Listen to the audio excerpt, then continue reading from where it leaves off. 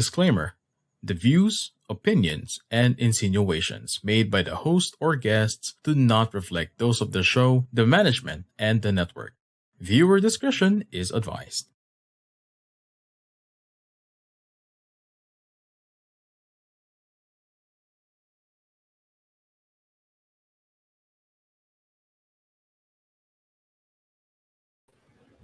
Hello, everyone, and welcome to When Sickness Matters. So, I am Master Coach Hasmin. I am a registered medical technologist, and I am a marketing executive in a reputable diagnostic and research company. And I am a certified CACC life and mental health coach, tribe builder, and founder of Life's Labyrinth Coaching Community, and a pastor's wife. And you are joining me for another episode tonight, and When Sickness Matter here in the new digital space at Think Talk Broadcast. And Think Talk Broadcast is a flagship community project of the speakers of Coaching Think Talk from Life Coach Philippines and the members of Coach A Coaching Community. Our mission is to get closer to our kindred coaches and kindred and serve better in our coaching tribe. We envision to be the go-to network for content that connects the mind, the heart, and the soul through the platform of life coaching. And this is us in the Philippines advancing coaching as an art, science, lifestyle, profession, and a business as well. And as a medical professional, I have seen a lot. Okay, I have seen a lot in hospitals. I have seen a lot of patients as well and witnessed challenges, no, in preventing diseases. And this is our way here in Think Talk Broadcast and Life Coach Philippines in creating awareness through education through the platform of life coaching on how we can bridge the gap of healthcare and prevention is better than cure. And your one coaching thought for today is health is a state of complete mental, social, physical well-being and not merely the absence of disease or infirmity according to WHO 1948. So we'll be back shortly.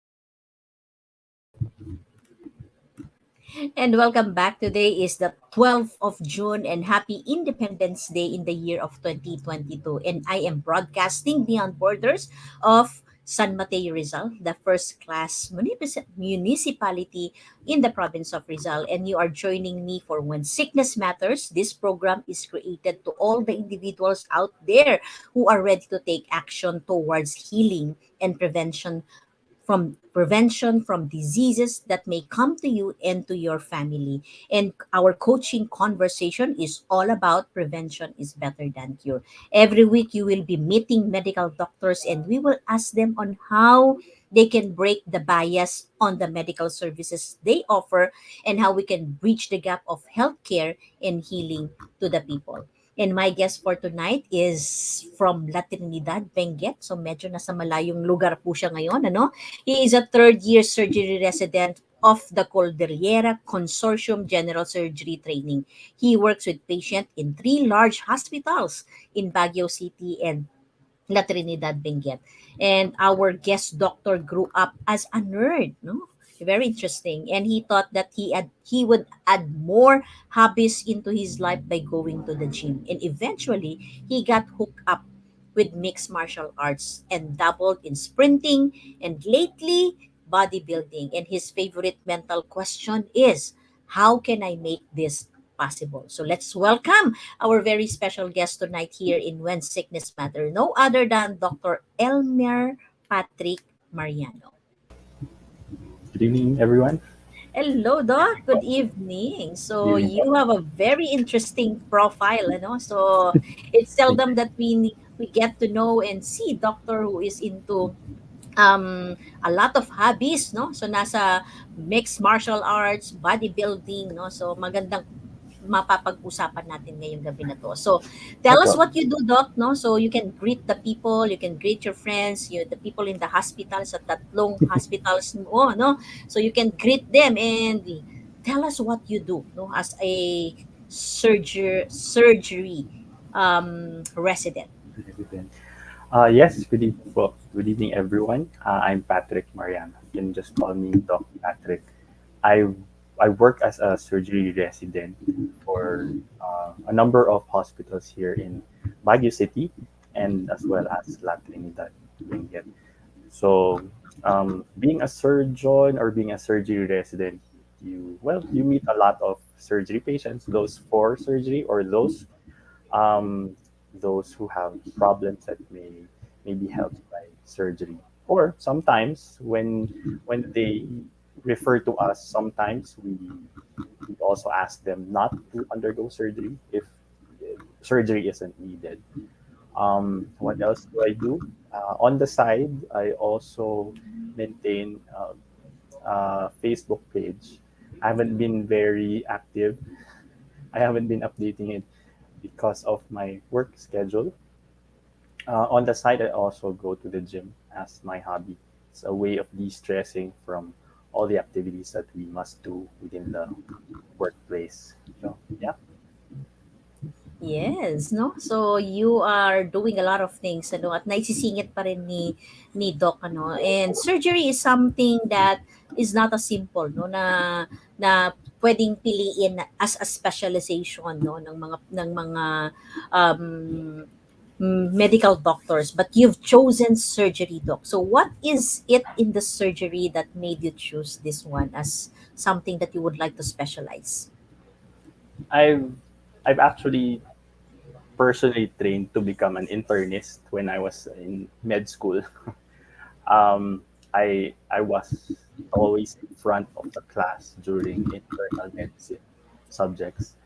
Um, However, when I was in the internship area or in the internship level of my studies, I got to know more about surgery. That it's not always about just cutting or opening up patients.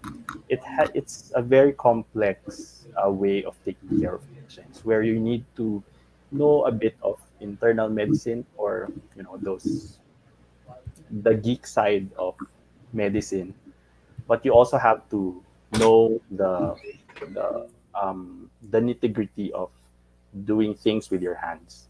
So I guess because I like challenging myself, that's the reason why I took up surgery instead of being an internal medicine resident now. Yeah, something that is you like challenging yourself, ano. So, yung part na yan, ano. So, there was a part, no, in your introduction earlier that you have mentioned that one of your favorite mental question is how can I make this possible? So, Yes. nakatulong ba yun, Doc, also in your looking for challenges, no? So talagang si Doc he's not a stereotype doctor that we can see, 'di ba, na he has time for fitness and he has time for his hobbies, 'di ba? So how does this mental question, how can I make this possible, um put you where are you right now? Um, Before I took up medicine, I did a lot of non-medical stuff, and that's just like events coordination and all. And in those activities, you always find yourself in a situation where it seems impossible to do, but because of the constant reminder that everyone else has done this or someone else has done it, so why can't I? So that's the reason why maybe that's the reason why I'm here. Maybe it's possible for me who trained himself to become an internist to become a surgeon instead, and maybe because of the mix of knowing this and that, then we'd probably have more things to offer for our clients or patients. Yeah. So that is ang ganda nun, ano. So actually, we are studying, no. So we are studying mental models, ano, and it's a very good mental model, ano. Naisipin natin that we can challenge ourselves, 'di ba? And we can do things, no, so outside of our comfort zone, ano. So and it's really very interesting, no. So from nursing, kanina at the backstage, Yeah po. nagkwentuhan tayo, no. Si Doc is also a nursing, no, na nursing graduate din siya. He Yes also po. served as a nurse, no. Si Coach Marife is here.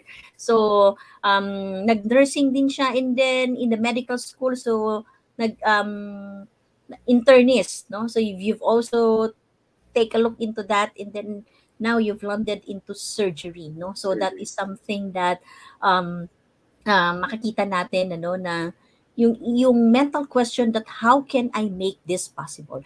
Well, in fact, right now, Doc, there are challenges, right? So there are challenges in the healthcare industry, no? So nakikita po natin that there are people who are scared, no, in Yes. going to the doctor, no. So kaya minsan nauuwi sa surgery, no. So Yes. there are times that it can be prevented, no. So how can we make it possible, doc, to bridge that, no, yung fear na yan ng tao in seeking medical help as early as possible para hindi talaga siya mauwi sa surgery. So how can we make it possible? How can we bridge that gap in your view? Um, Dati po kasi ang medicine, siya yung kumbaga kinakatakutan kasi parang hindi pupunta ka lang doon kung may sakit. That's the old thinking. But we know because of yung practices ng highly industrialized countries like Europe, all the European countries, Canada, yung mga magaganda yung healthcare nila. Their focus is on preventive medicine rather than curative medicine. It's it's something na um, the doctors are rewarded to keep their patients healthy versus doctors are rewarded to keep or to cure. Kung andun na yung sakit, dun lang pupunta yung patients. So, mas papunta na po tayo sa sa time na ini-encourage natin na yung patients natin pumunta kahit walang nararamdaman. Para kung sakali may nararamdaman na, then mas mabilis po nating madadiagnose, mas madaling makatulong kung sakali, at baka po or mas kokonti yung gagastusin ng patient. So, paano natin mapupunta yung thinking or paano natin mapapalitan yung thinking ng Pilipino? Well, this is a great way of doing that. Pinapababa natin yung from the high pedestal, pinapababa natin yung mga doctors. Parang, tao lang din naman pala sila. So, hindi sila gods and goddesses ng medicine. Hindi sila untouchable. They're, I think with this type of venues, mas nagiging approachable yung mga doctors. And that's how it should be because you don't want patients getting scared of you. Parang yung sa meme sa Facebook na tinatakot ng mga parents yung mga bata, kukunin ka ng mga police. So that trains the children na parang, kung when I'm in trouble, matatakot ako, hindi ako pupunta sa police. So we must get away from that thinking na pupunta lang ako sa doktor kung may sakit. So what we want to do, thanks to your shall we call this channel, what we want to do is mas palapitin natin yung mga tao sa doktor para kumbaga parang barkada lang na, hey, may problema ako, ganun. Paano mo ba ako matutulungan?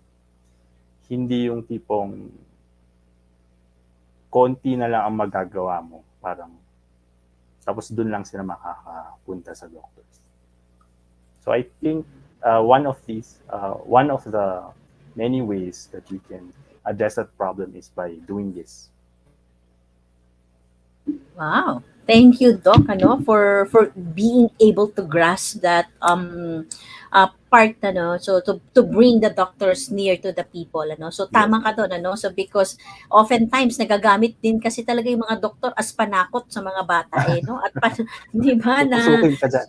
tutusukin ka, 'di ba? Sasaktan ka ni Doc, andiyan na si Doc, 'di ba? So kaya talagang at an early age, 'di ba, we've seen that yung fear na 'yan, no? So na-inculcate doon sa mga bata that when they grow up, 'di ba?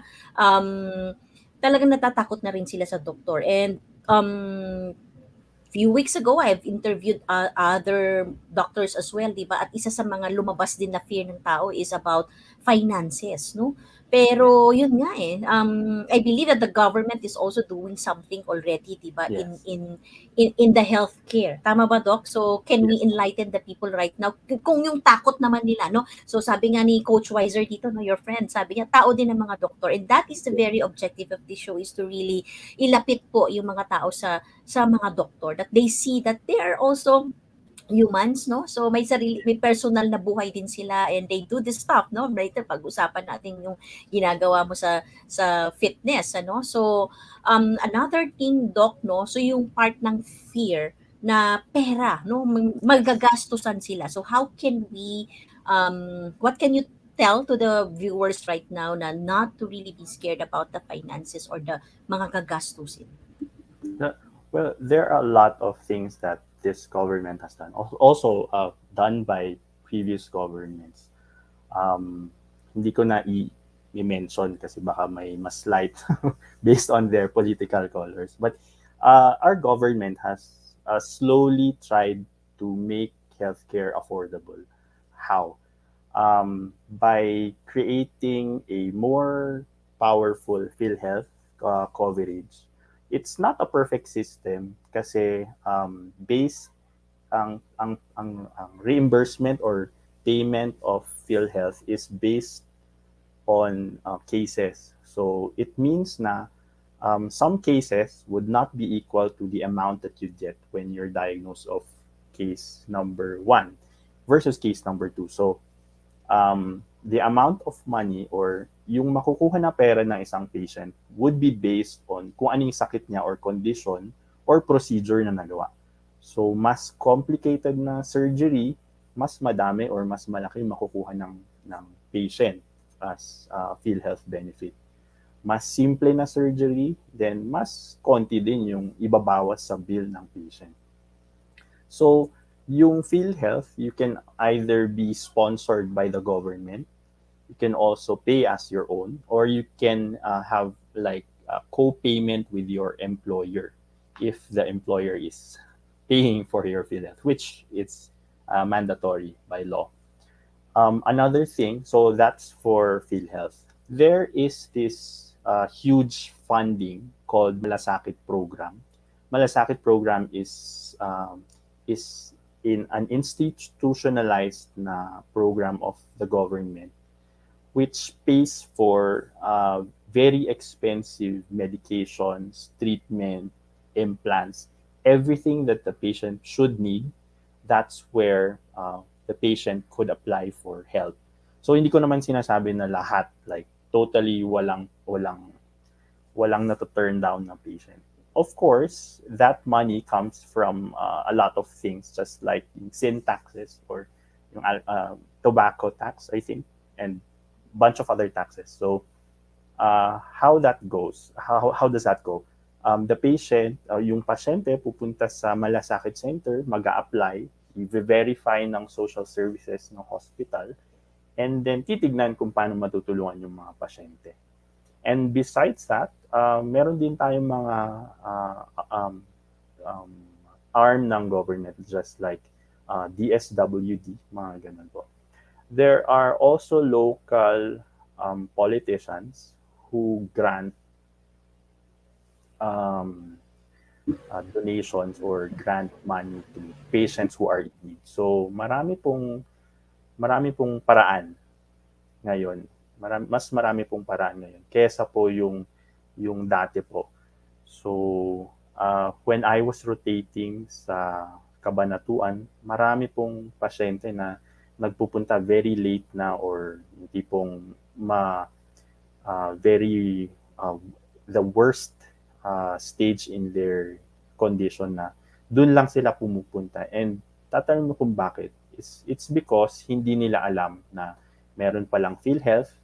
Tapos kung wala kang PhilHealth, pwede namang i-apply o pwede namang mag-apply yung hospital para sa'yo. So you could be covered for your admission. So yun po siguro yung kulang natin as siguro healthcare professional or the government.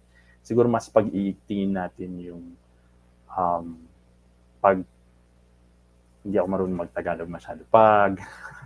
Disseminate, no? Tama po Pag-disseminate, ba? pag-disseminate ng information na mga ganito para po hindi natin makikita yung pasyente natin na malubha yung kalagayan.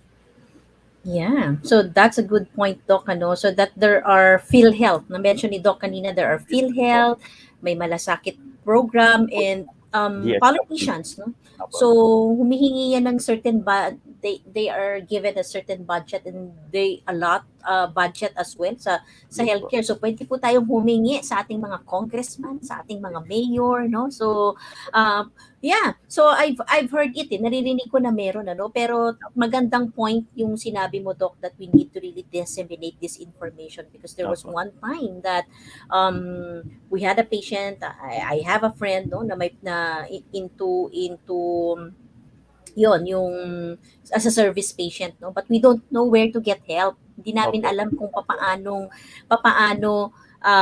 kung humingi ng tulong, no? Pero tama po 'yun, ano, and if there's anyone here listening in the healthcare, in the hospitals, no, kung kakayanin po natin na magbigay po tayo ng mas maraming information on how we can access those kind of help from the government, from the politicians, so please do so, no? So para matanggal po natin yung isang fear. Number one, yung fear sa doctor, no? Sabi nga ni Doc kanina is we need to really show them that doctors are people as well, no? And pangalawa ay at partner natin sila. They are partner in healthcare, in providing these services, di ba? Mga services sa atin. And pangalawa, yung fear of the finances. Parating kakabit kasi ng sakit ay finances. But know that, yeah, may mga ginagawa po na paraan, ano? So if know that, no, alamin po natin, no, kapag tayo po ay kailangan mag-seek ng services, you can ask the hospital kung for more information on how you can access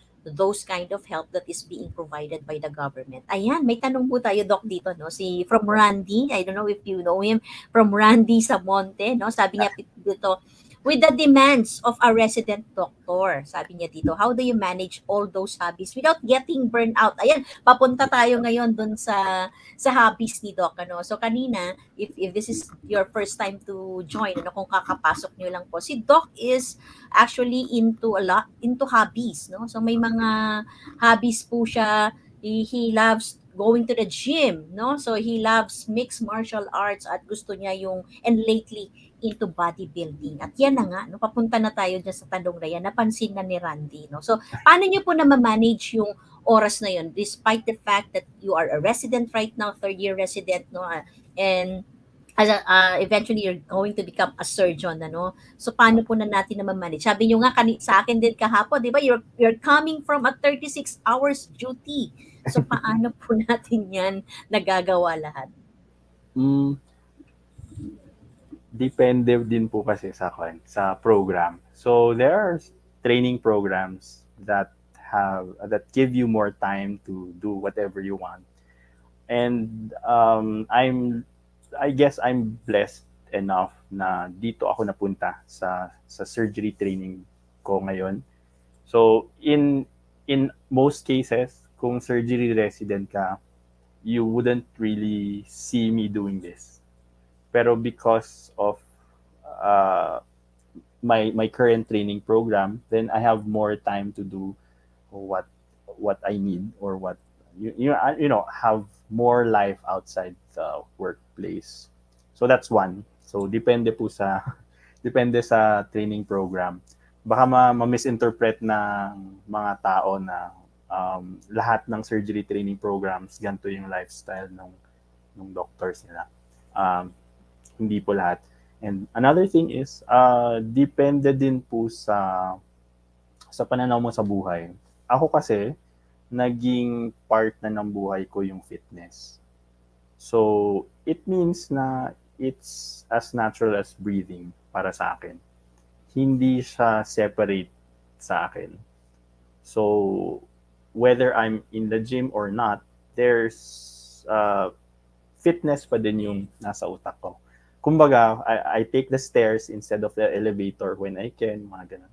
Mga simple things sa mga ganun. So, how do I manage to go to the gym kahit na puyat, ganun. So, ideally, hindi ka dapat nag-gym kung puyat ka. Pero dahil nakagisnan ko na, or I mean, nakasanayan ko na 4-6 hours of sleep, enough na yun sa akin to get me going. Kumbaga, kung ano yung free time ko, instead of going to the library, instead of going out for coffee, instead of meeting friends, doon ko pinupunta. So, some people might not have the same lifestyle. So, they might go to the movies or pupunta somewhere else, hindi pupuntang gym. So, it's just that I choose actively to go to the gym to de-stress. It's a way of helping me cope sa stress from work. So, part of my part of my coping mechanism, gym. Yun po. Yeah. Ang ganda niyan, Doc, no? So, to all the viewers right now, tama yung point ni Doc, ano? So, every one of us have time naman, no? Pare-pareho tayo na meron tayong 24 hours, di ba? Yes. But yeah, that's true. Nasa atin we choose where we want to go after office, after Yes. we work, no? So, after the Yes. hospital, after our duty, di ba? And some, no? So, some of our colleagues would go to the mall, or some would Opo. choose to go for series, no? Mga Netflix and everything. Hindi natin sinasabing masama yun, ano? Pero, tama naman, ano? Pag uwi mo, no? O after ng duty mo, you have the liberty to To decide do what? on, Yes. yeah, to decide on, ano saan mo gusto i-spend yung 4 na oras mo o 3 oras mo na free time before you sleep or rest, di ba? So, for you, you would rather spend it, no? You would rather spend it on yung fitness, no? So, sa akin, for me naman, I would spend it, no? Kasi naka full time pa din ako. Yan, naisip ko yung sinabi mo, Doc. Ako naman, i-spend ko naman siya into coaching, di ba? Like doing this Yes. program, mga classes, di ba? So, yeah.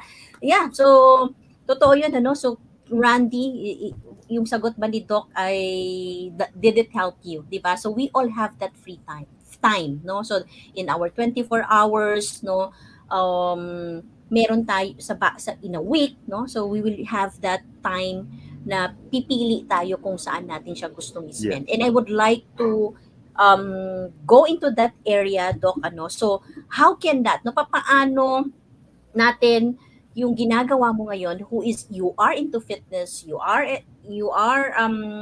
resident surgeon, di ba? You are a doctor, di ba?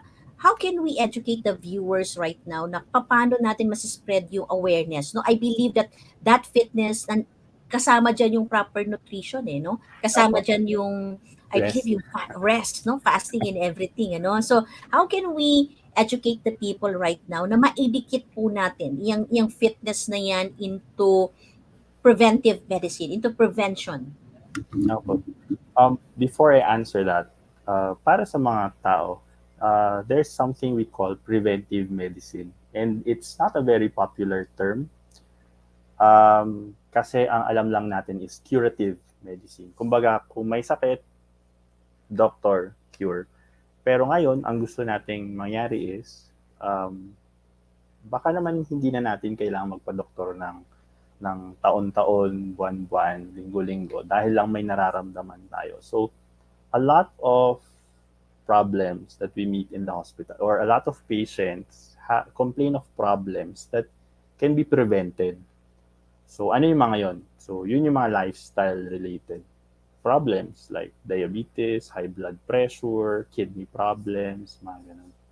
So, preventive medicine ang preventive medicine, gusto niyang maiwasan na natin yung mga sakit na yon para, una, mas maganda yung pakiramdam ng pasyente. Better disposition. mas magagawa niya yung gusto niyang lifestyle. And of course, mas makatipid siya. Kasi kung hindi ka na ma-hospital, di instead na yung pera mo mapupunta sa hospitalization, edi pwede mo nang pagpuntang gym or pwede mong you have the money to spend more time with your family outside the home, mga ganun po. So preventive medicine. So there are different levels po nun. And I believe na being fit being fit would be one of the simplest ways of how a patient can prevent illness. So, simple lang. Um, Studies have shown na ang back exercises would cure most of yung back problems na nakikita ng mga or nararamdaman ng mga patients sa BPOs, mga ganun. It's a very common problem nung nandun pa po ako sa isang BPO sa Baguio. So, about 80% of the cases nung pupunta sa clinic is back pain or headache. And it's readily addressed by doing back strengthening exercises. So, hindi mo naman kailangan pumuntang mag-gym. Hindi mo naman kailangan magbayad ng gym membership. So, exercises like walking, jogging, stretching, mga ganun po, ganun kasimpleng bagay, mas nape-prevent yung back pain. So, bakit ganun ka-importante yung back pain? Back pain lang naman. Well, because a lot of patients, just like two of my family members, are experiencing right now back pains.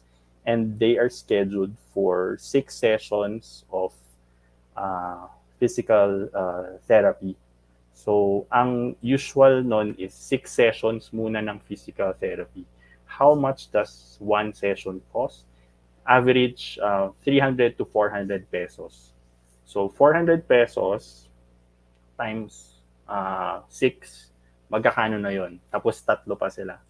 So, imagine the cost of a patient dahil lang sa back pain na pwede mo namang maiwasan kung may exercise. Ganun lang po. Wow. So, how many of you here are appreciating yung sinabi ni Doc? Ano? Na-appreciate ko talaga yun, Doc. Ano?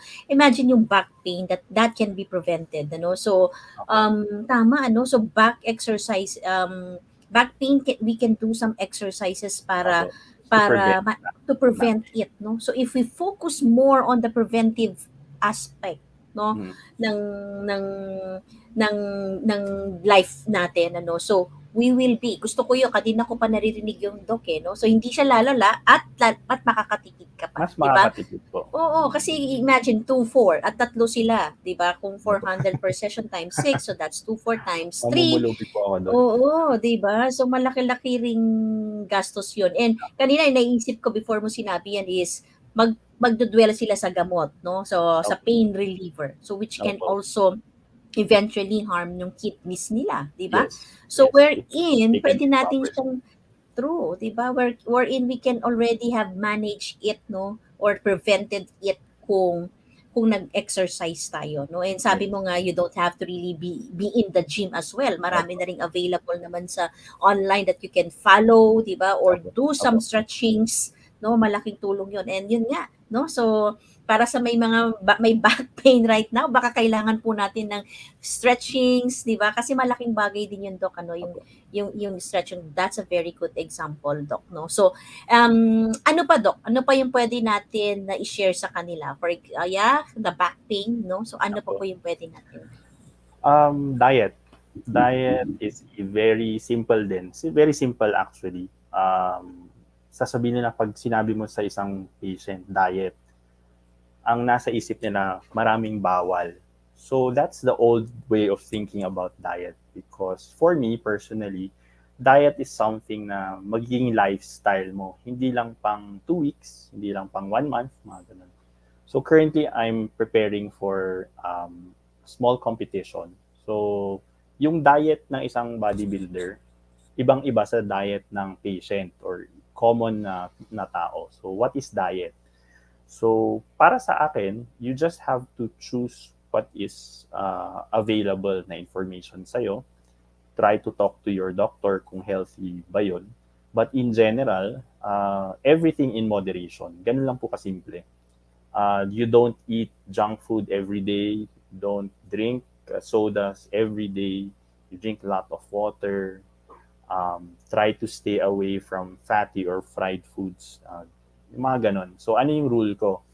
Kung may pagpipilian ka, kunyari may sa turo-turo, kung kakain ka sa turo-turo, may mga choices dyan.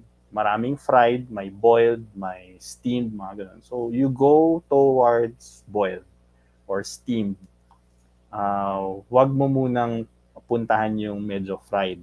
Or pwede namang fried today, tomorrow, hindi naman fried. So, there should be some balance. And when you want to be really serious about your diet, then siguro dun ka titingin ng tulong from a dietitian or a nutritionist or a doctor kung paano mas makakatulong sa'yo in terms of weight management, in terms of, kunyari, high blood pressure, may certain diet din po doon. Or in terms of diabetes, may certain measures din po para doon. So, think of diet as a very simple way of preventing a lot of expenses on your part. If we address yung diet natin sa bahay, then we might be able to prevent future problems. Just like sa bahay namin, personally, low salt and low fat diet po kami lahat dito. So, it's because we've grown to notice na may mga family members kami na may problem sa blood pressure and heart problem. So we try to prevent that para hindi na tayo magkasakit. O yun, di ba? So, diet is something na yung perception again, Doc, no? Yung perception that the diet is maraming bawal pero maganda yung shinare mo that think of it, no, as something that can prevent, no? Magpe-prevent sa iyo into further sickness, no? So it's also good that you know yung mga history, no? Yung family history of diseases, no? So as early as now, kung yan, kaya kunyari hypertension, the more that kailangan nating umiwas, no? Sa fatty food and salty food ano na gustong-gusto ng mga Pilipino, no? At sinabi mo nga pag pumunta ka sa isang kainan, no? Sarap no? Talagang nandyan lahat ng choices. Nandyan yung ano ba yung mga pagkain sa Baguio, di ba? Yung mga dinakdakan, di ba? Sa Sagada, di ba? Pinikpikan, nandyan lahat no? So, bulalo and everything, ano? So, pipili ka, no? Sabi nga ni Doc, kung may fried, choose the boiled one, di ba? And babalik pa rin siya sa atin, no? So, babalik pa din siya sa yung personal choices, personal decision, and how you view, no? How malaking bagay din na makakatulong is how do you see your health 5 years from now, di ba? So it's good to have that kind of vision so that when you go to the kainan, no, sa restaurant, no, alam mo na babalikan ko yung aking 5 years from now. Didikit ba to sa sa view ko in my health 5 years from now? Is correct. Di ba, Doc? So yeah, and it will empower you to choose, no, the right food. At may sinabi ka rin naman kanina, Doc, ano, everything in moderation. Pwede naman nating kainin lahat, no? Pero may part ka din na sinabi na in moderation, 'di ba? If hindi mo talaga mapigilan na pumili nung bulalo, 'di ba? But ano naman, do it gradually, no? Moderate lang, no? So I mean, hindi kailangan, tama ba, Doc? So makakatulong din po 'yon kapag talagang you are being challenged pa din as well to not to eat and eat. Opo. For example, parang kung sa bulalo, so masarap kainin para sa mga tao yung bone marrow. So, yun, sa simpleng measure na babawasan mo or totally hindi mo kakainin mo lang yung karne, then that's making you more proactive about your health.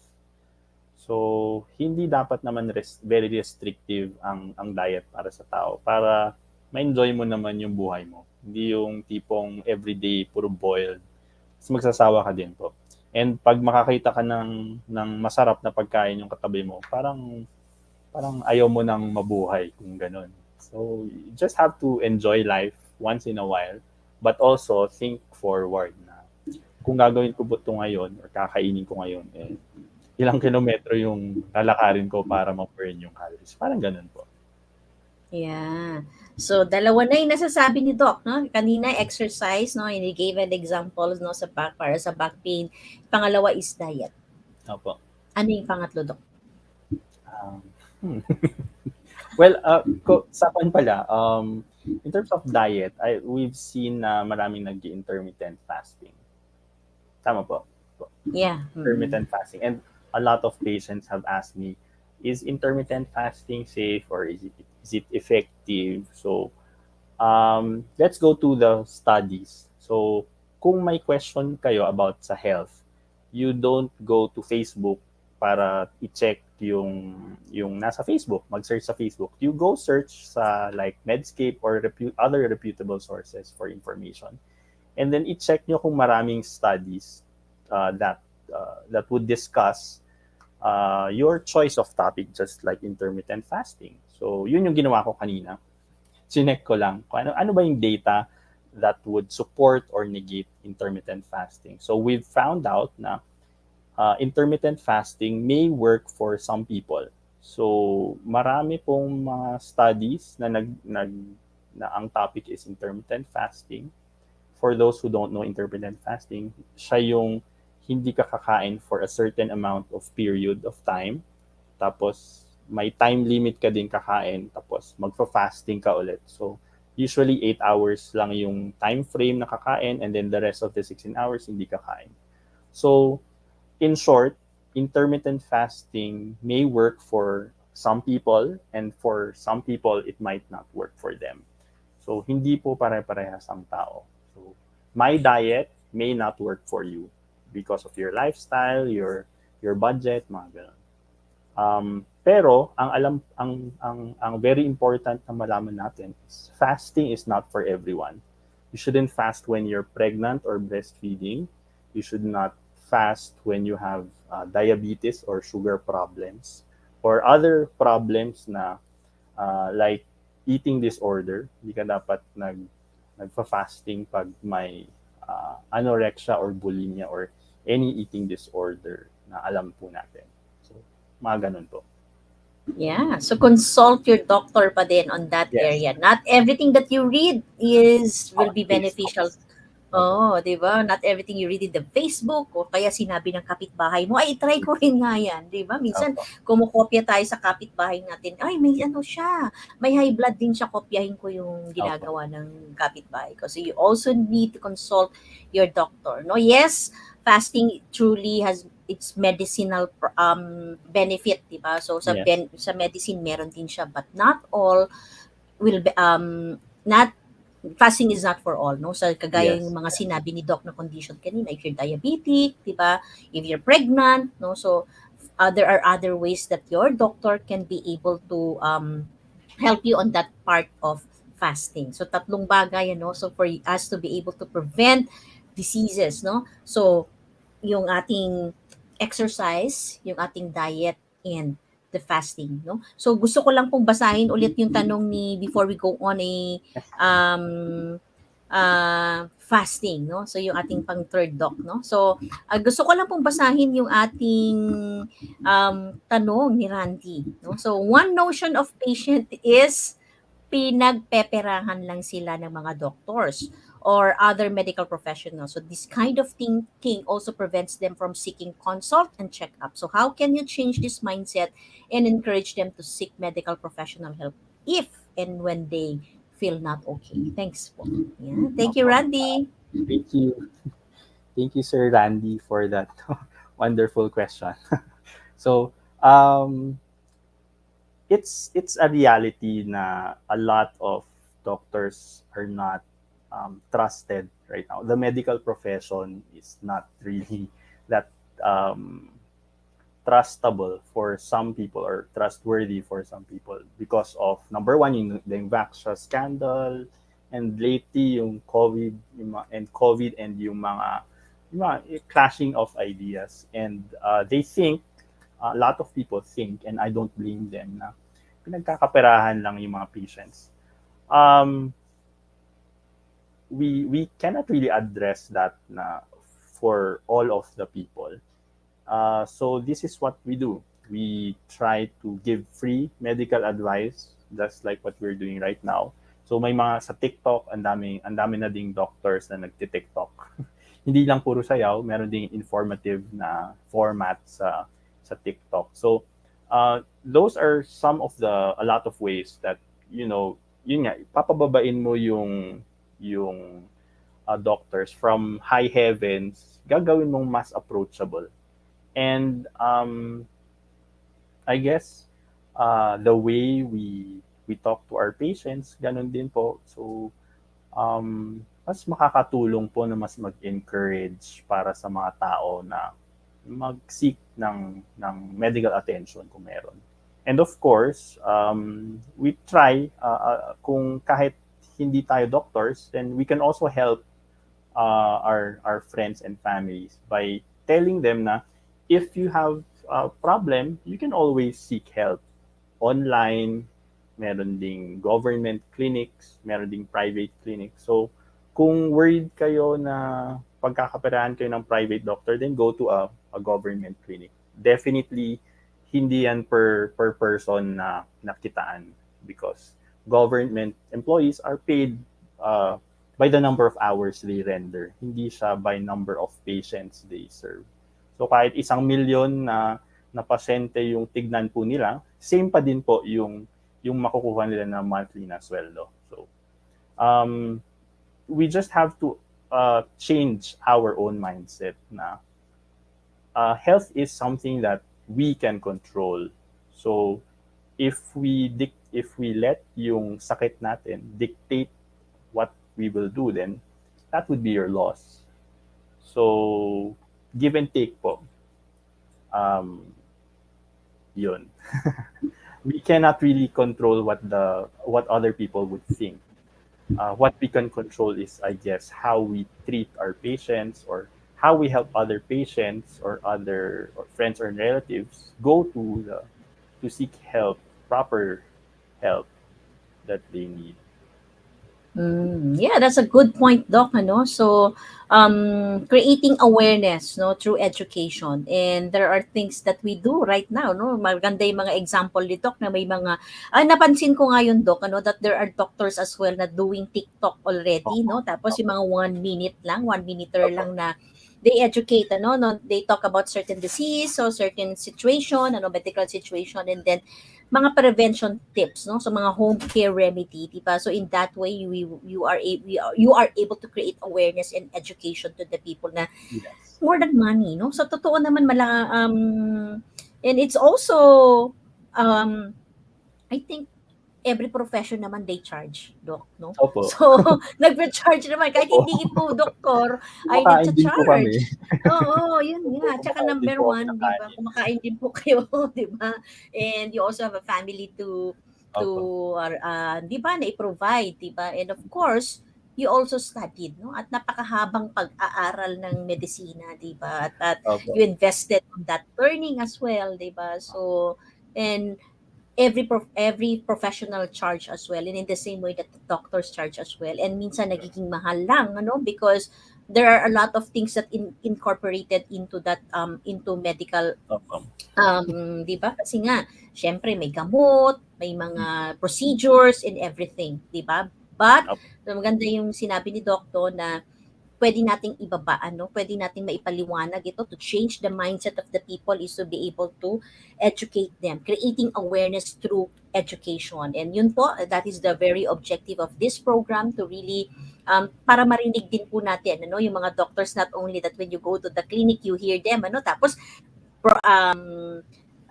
pagbibigay ng consultation, but you don't hear the side of the point of view, the side of the doctors, sa ganitong paraan. So thank you, Doc, for giving some enlightenment on that area. So pero okay, so we're having a good discussion. At si Randy may tanong po siya ulit, pero Randy, babalikan natin dyan mamaya after the commercial break. May So bayan pero na pa.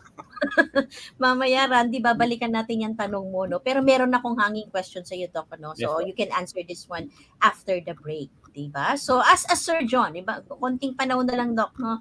Magiging surgeon ka na. So what needs surgery in your professional and your personal life right now? So you will answer that later on after the break. We'll be back shortly. Okay.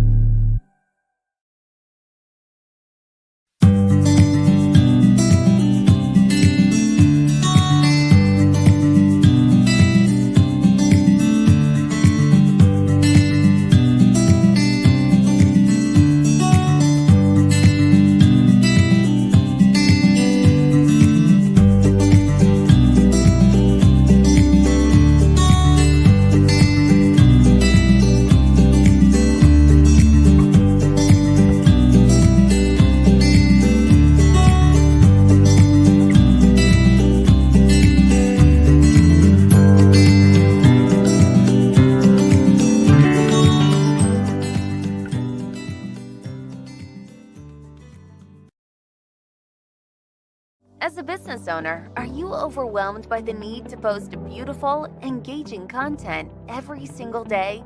Are you left wondering what to write? Tired of scrolling through stock photos that all start to look the same?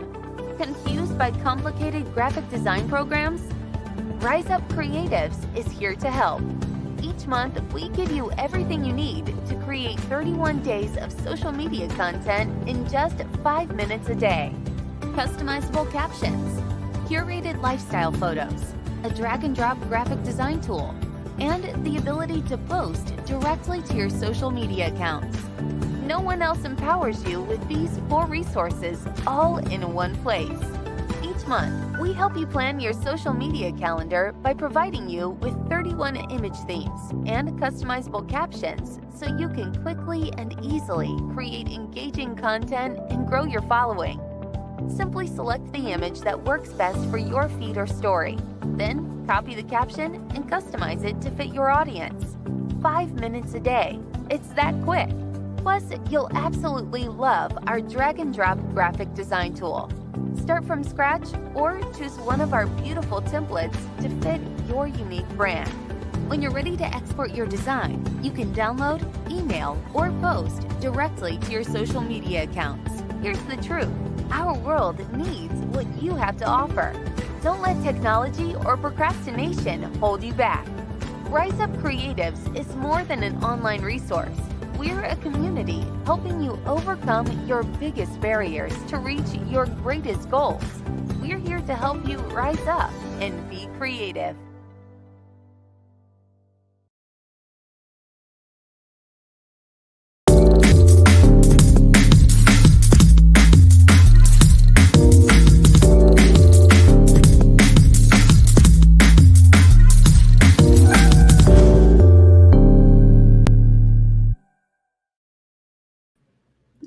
And we're back on the second part of our ninth episode of When Sickness Matters. So brought to you by Teacup Coffee Republic, the coaching hub of Life Coach Philippines, and our home as professional certified CACC Life Coach. So meet our coaching tribe at Teacup Coffee Republic located at Pioneer Center Compound along Pioneer Road, corner Brixton and United Streets, Capitolio, Pasig City. And we are open from 10 a.m.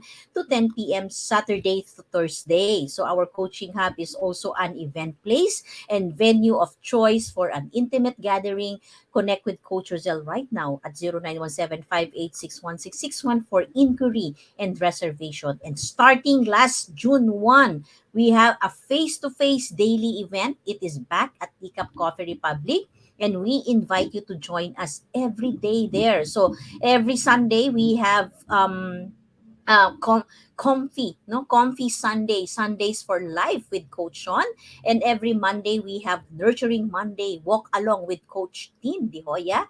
And every Tuesday we have Purpose Tuesday, away in a day with Coach Rizel. And on Wednesday, Groove Wednesday, it's all about habit with Master Coach Hasmin, and that is with me. So I look forward seeing you every Wednesday, and of course every Thursday, Strengthening Thursday. So with no other than Master Coach A for coaching for the soul with Master Coach A. And Saturday, every Saturday, we have Fab Saturday open mic with Coach Orville. So I invite you to join us again here every day. So except Friday, wherein we give some time for our space to have some energize siya, 'di ba? So join us, no? So join us every day in Decaf Coffee Republic. So once again for another face-to-face encounter and coaching talk. So I invite you as well to become a holder of the Be Learning e-card and join me inside the Be Learning Society as one of the mental model collectors.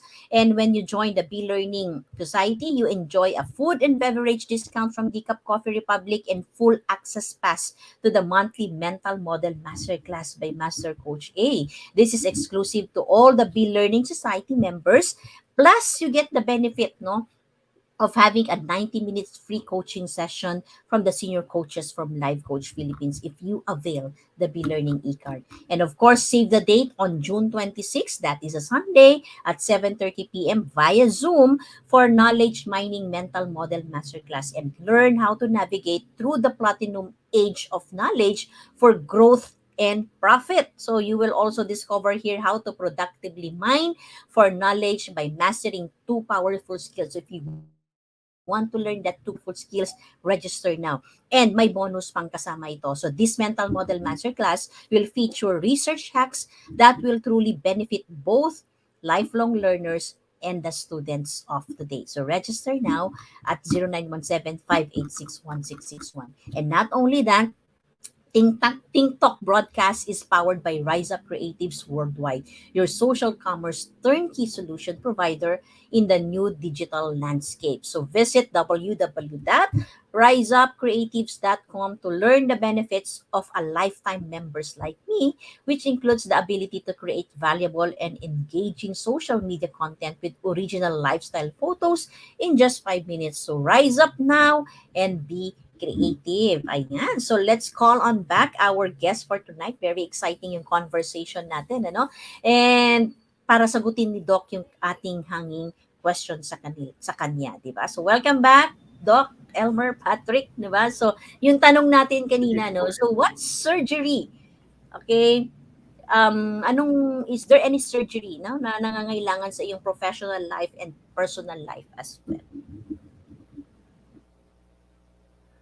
Ano po ulit? um, you mean, What surgery what area sa life mo ngayon? So what needs surgery in your professional life? and your personal life right now? Thank you for that wonderful question. Ma'am, I think that still time management needs a lot of, even if I portray or I seem to portray na, wow, surgery resident, nakaka-gym, nakakaganto, ganon. There's still some lot of work to do in terms of time management because of course, there are several ways of me as a surgical resident. Marami pong demands po yan. So to be able to meet all those demands, I need to have a better time management. So we cannot really, or ako yung tipong ang iisipin ko is I cannot really be stagnant na uh, kung okay na ako sa schedule na to, nothing to change. Pero iisipin ko ba din na are there things that I need to change sa time management ko so I can spend more time on other things like maybe a new hobby or more time for family or more time for seeing friends or more time for reading. So how do I balance those? Kasi hindi naman pare-parehas yung um, demands ng work every day. So there's always a change or room for change para sa lahat. And that includes me. My change din po sa time management. I need that in my life as well. And perhaps sa personal relationship, of course when you're a surgery resident, you spend less time with yourself or your loved one or your partner. Mga ganun. So probably is one of the things that we can work on, things that we need surgery on.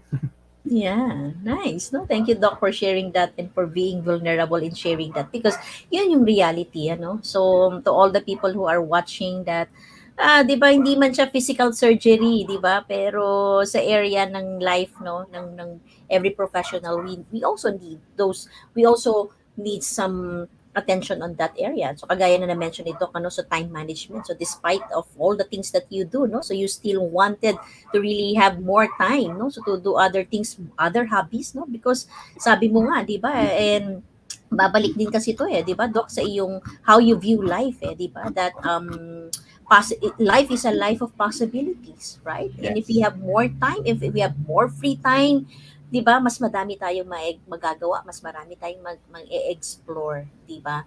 And Yes po. definitely time for our family, 'di ba? So, to time to the people that we love and care for. So, yung minsan that's the easiest way to be sacrificed, no? So, paano ka Opo. naman nagkakaroon ng oras, no? O usapang oras, Doc. So, how do you give time to yourself as well? For your Um, self-care din, yan. self-care. My self-care is limited to number one, getting a haircut, going to the gym, taking a bath, and ano pa ba? Well, feeding myself. So, as a surgery resident, feeding yourself, you need to, uh, the moment that you have free time to eat, kakain ka dapat. Because anytime soon, pwede kang tawagin sa operating room, may emergency, or maybe some another emergency sa emergency room, or a consultant might need your help, or mga ganun. So, kami po yung may scavenging ability. So, kung may free time ka, dun ka kakain. So, that's not very healthy, but that's the way it is. Like, kunyari, pagdating mo sa work, wala ka pang ginagawa, kain ka na because that might be the last meal that you will have for that day.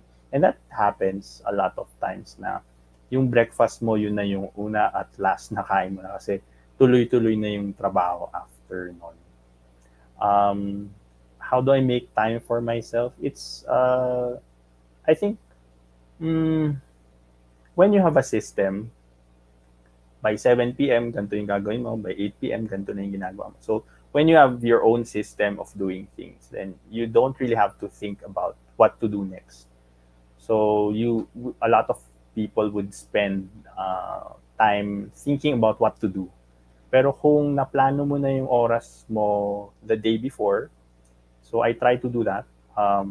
Ipaplano ko kung ano yung kailangan kong gawin the day before, then may mental schedule na ako. And sometimes or most of the times that isn't followed, but it helps in the decision making when you're idle.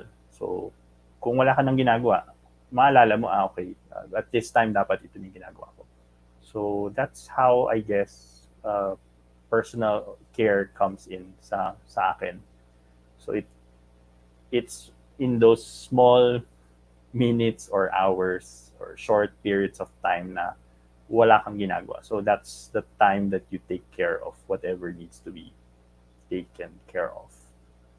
Yeah, that's beautiful, Doc. No? So to be able to have that kind of system, ano? So and of course, no. So yung food that is truly very important when you're working in the hospital, ano, at lalo Oh, pa kung sa surgery, no. So talagang importante that if you have time to eat, kumain, opo. no.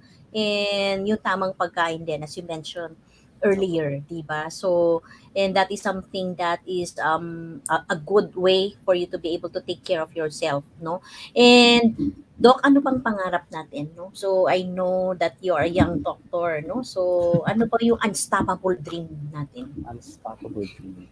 Um, Me and my friend, may vision po kami na build a business apart from being a doctor so that we wouldn't need to charge a lot sa patients po namin because of course kung pagdodoktor lang yung source of income mo, then that's where you get most of your money. But if you have a side business that is sustainable, then you would have more freedom to lower down your charge.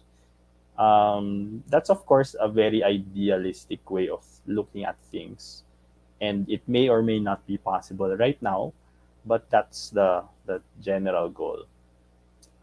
Put up a business para hindi naman masyadong mahal yung singil natin.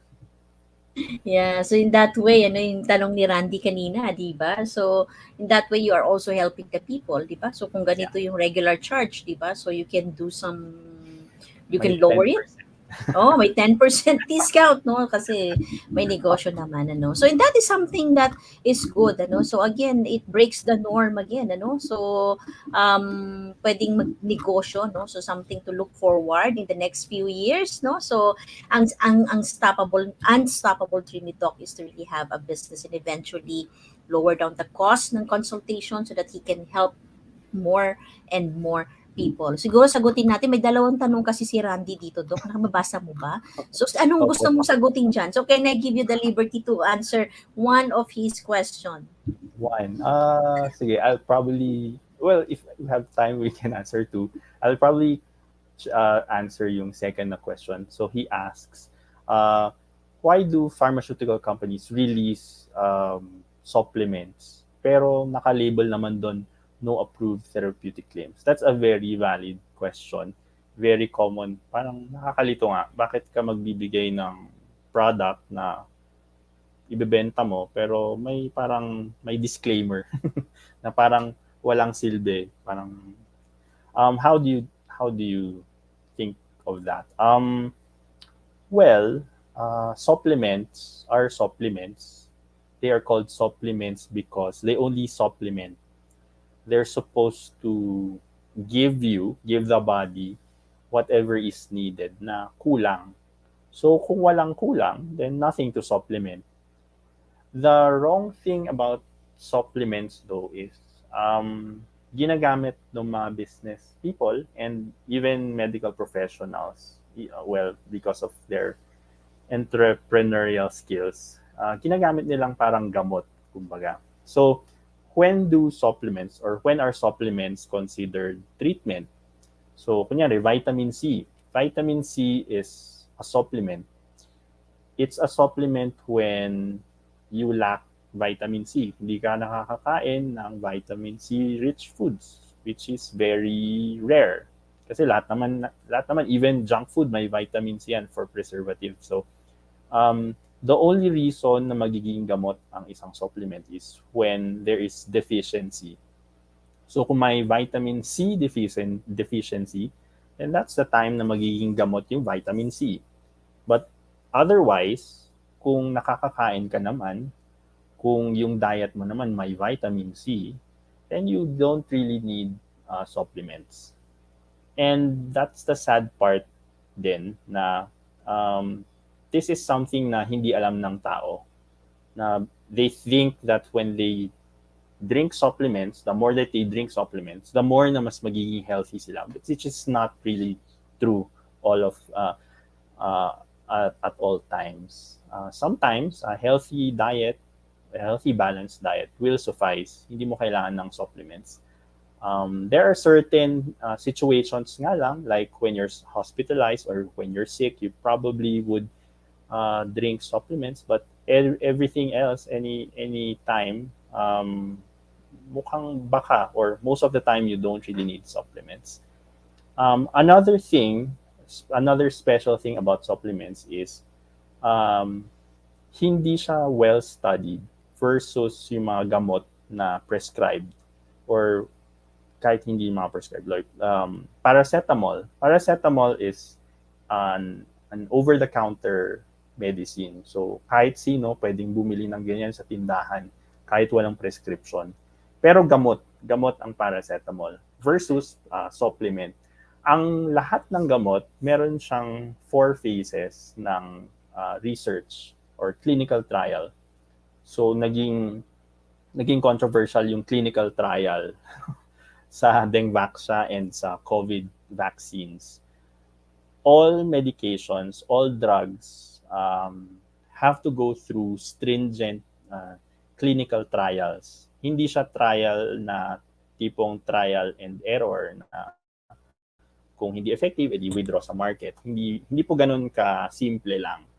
Kumbaga, masusing pag-aaral yung ginagamit or ginagawa para masigurado na paglabas ng isang gamot, kahit paracetamol lang yan, safe pa din na iinumin ng tao. So, all drugs that are prescribed or not prescribed by the doctors, all the medications that the patients uh, take in, meron pa din po siyang post-sales na research. Kumbaga, kung may adverse reaction or may side effect, ninonote po yan sa chart, nire-report din po yan para sabihin sa manufacturer na may patient na ganito yung reaction niya. So, the manufacturer would study that phenomenon, and then probably kung nakita talaga na unsafe talaga, then ipo-pull out sa market. But that's really not very common, but it happens. So that's a difference between a drug and a supplement na a drug that would treat you and a drug that is sold as supplement. Ang supplements, hindi ganun ka-stringent, hindi ganun ka-in-depth yung research na ginagawa bago i-release. So, for some reason, I'm not sure why na ganon hanggang ngayon yung sistema, but that's how supplements are different from drugs or from medication. So, supplements are there to supplement, to give you what you lack. They are not used to be treated.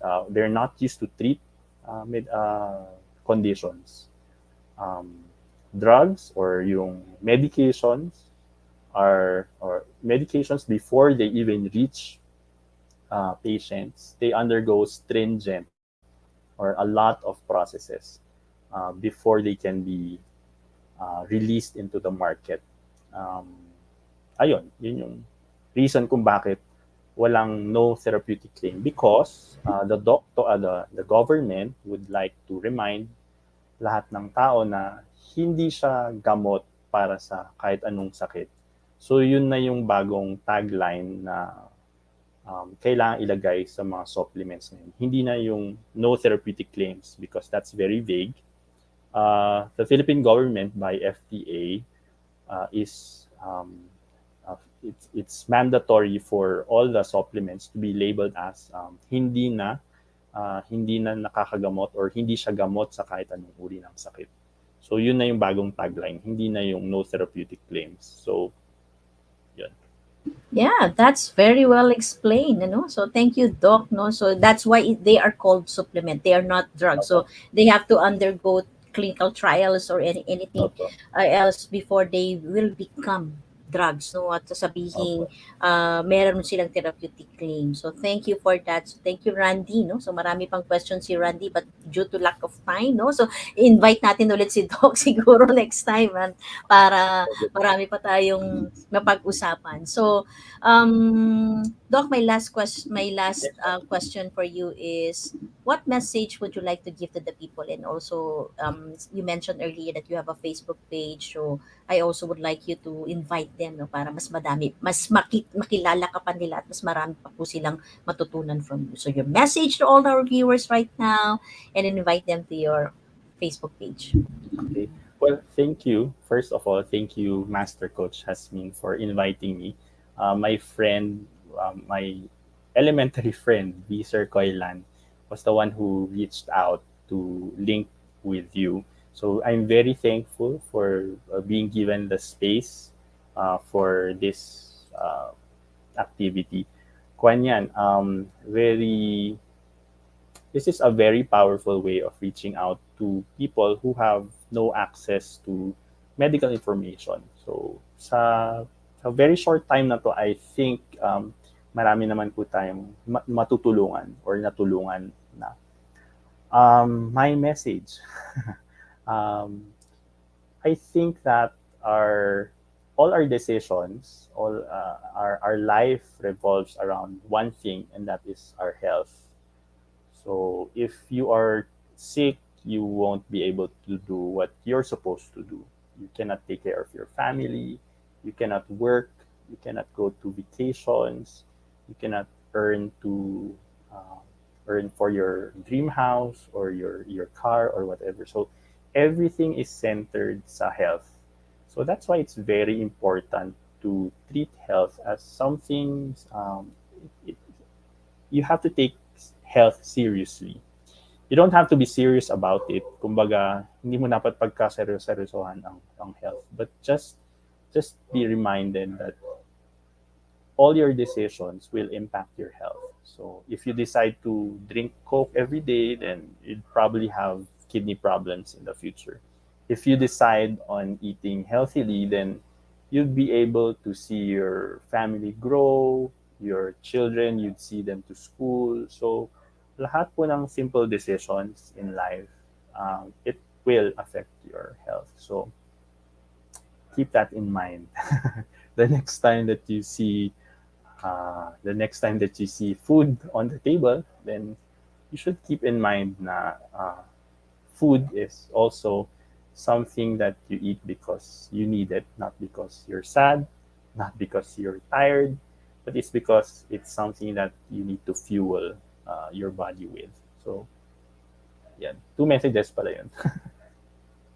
Yes, thank you, Doc. Ang ganda niyan, ano. So, everything is centered on health, no? So, that's why we need, sabi nga ni Coach George, we need to take it seriously. And yung decisions natin today will have an impact, no, to our future health as well. So, let's be mindful about what we eat. Let's be mindful about what we do because right now, it's like an investment, no? So, para tayo nag Yes. invest as early as now to our health. And few years from now, may mawi-withdraw ka ba sa investment mo? Would it be a return on investment, 'di Tama ba? po. O lugi tayo, no? So talagang Opo. mag-aabono pa tayo, 'di ba? So it's always good to invest on your health right now. So Doc, invite po natin sila, no? So I love that doctors right now they have a Facebook page, no? So invite niyo po sila, Doc. My Facebook page was named dati as Doc Patrick. I've renamed it to Fit Patrick MD. FIT space Patrick, my name, MD. So you can check out the link or you can check it on Facebook. You can send me general health questions, but I cannot entertain yung tipong very specific na you need face-to-face consultation. So I need to make that clear kasi baka sabihin nila libreng konsulta. No, I cannot do that, especially if I need physical examination. But if you can ask me tips sa diet, sa workplace, mga ganun, then I can do that for free. And but if you need like medical help, mga ganon, then I could probably point you to the nearest doctor that I know sa area nyo, mga ganon po. Yun. So, yeah, you can just check out Fit Patrick MD on Facebook. Yun, Fit Patrick MD. So watch out. You can visit his Facebook page and ask general question. In that way, he is also being able to help you, no? So ito yung tanong ni Randy kanina, no, na hindi lang pera-pera lahat, no? Opo. So it is also a patient care, patient focus, no? So babalik pa rin tayo sa ating oath, no, that we wanted to really take care. Ang oath natin is we take care, di ba? First and Yeah. foremost, the health of the people. So thank you, Doc Patrick, no, thank you. It was a really great interview, no. So last minute, yes, ito, pero I believe that there's no accident. And thank you, no, so for saying yes, and you have blessed a lot of viewers right now. So if you have been blessed, no, with Doc Patrick right now. So can we just give him some emoji, diba? Or thank you note or message in the comment below. So thank you everyone for supporting When Sickness Matters. And whether you are joining us live or watching on a replay, please do leave a comment to share your insight, thoughts, or circulate the link of this video, and don't keep us as a secret. And you know what? Many health problems develop without any symptoms. And Yes. seeing your doctor regularly for a checkup or exam is the best way to catch a problem before it gets worse. Sabi nga ni Doc Yes. Patrick kanina, di ba? And ultimately, our long-term outcome depends on our own efforts today. So you can always You can always prevent every sickness, given po yan, di ba? But you can reduce your risk of severe disease.